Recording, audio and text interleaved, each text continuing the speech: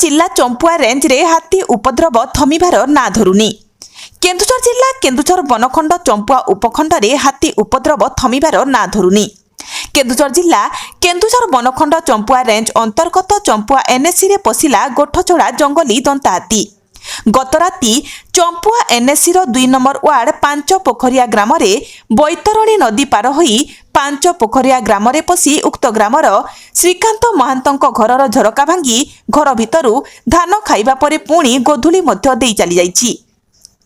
राति प्राय 2टा बेले श्रीकांतंक परिवार लोके घर भितरे शोइतबा बेले हाथी घरर झरका भांगी धान खाइबा बेले शब्द शुणी घर लोके उठी पड़िथिले। तेबे हाथी धान खाउथिबार देखि घर भितरे चुपचाप रहिथिबारु अल्पके वर्तिछंती श्रीकांतक परिवार लोक।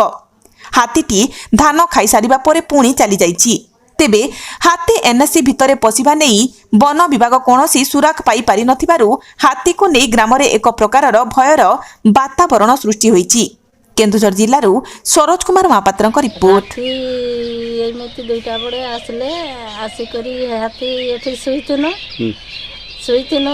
तो हाथी आसिकरी दंता हाथी एठी झरकाटा कुटीदेला। देखिनु जे आमे भितर बाटे पुसी गनु देखी आमे लुचि रहीनु नाले आमके मारी देइछि।